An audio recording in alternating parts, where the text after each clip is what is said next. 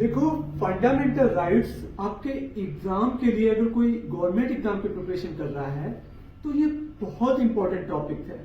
और उसमें सबसे कंफ्यूजिंग पॉइंट क्या होता है कि कौन सा राइट्स जो है वो किस आर्टिकल में आता है।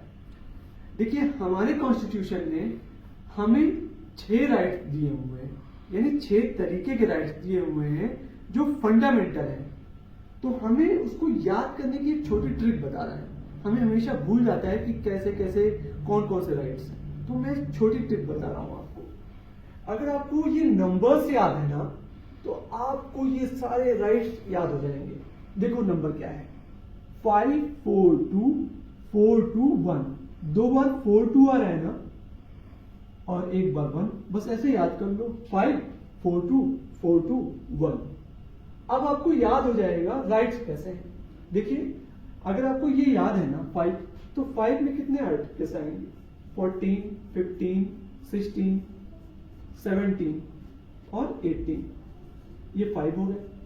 फिर 4 में कितने हो गए, 19 20 21 22।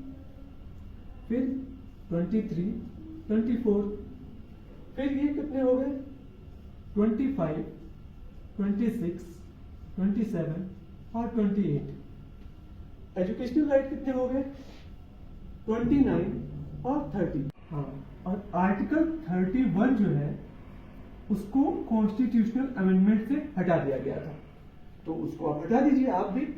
और आर्टिकल 32 याद रखिए, ये है रेमेडीज के लिए। ये सुप्रीम कोर्ट को पावर देता है कि वो बाकी आर्टिकल्स जो है फंडामेंटल, उनकी रक्षा कर सके। इसलिए सबसे इंपॉर्टेंट आर्टिकल कहा जाता है। इसीलिए डॉक्टर B.R. अम्बेडकर ने इसे heart and soul of the constitution कहा था।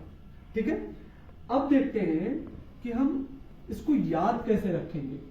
देखिए, जो 5 आर्टिकल्स हैं वो है राइट टू इक्वालिटी, 4 है राइट टू फ्रीडम, 2 है राइट अगेंस्ट एक्सप्लॉयटेशन, 4 है रिलीजन के लिए, 2 है एजुकेशनल एंड कल्चरल राइट्स के लिए, और 1 है रेमेडीज के लिए।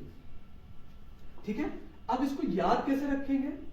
याद रखेंगे equal freedom from your x, जो कि रेयर होता है, यानी रिलीजियस, एजुकेशनल और रेमेडीज रेयर होता है, रेयर होता है। इक्वल फ्रीडम अपने एक्स से चाहिए जो कि रेयर होता है। एक्स मतलब आपका पुराना साथी। इक्वल फ्रीडम चाहिए अपने एक्स से जो कि रेयर होता है, यानी रिलीजियस, एजुकेशनल और रेमेडीज। ठीक है, अब आपको ये याद रहेगा। और अगर आपको ये नंबर्स याद रहते हैं तो आपको आर्टिकल याद रहेगा, यानी 5 4 2 4 2 1। ठीक है, और देखिए, ये एग्जाम्स में जब भी क्वेश्चन आएंगे ना, बस आप ये नंबर्स लिख दीजिए, क्वेश्चन आपके गलत नहीं होंगे। ये बहुत अच्छी ट्रिक है। अगर आप इसको 2-3 बार भी लिख लिए, लिख के प्रैक्टिस कर लिया, तो आप कभी नहीं भूलेंगे। Thank you.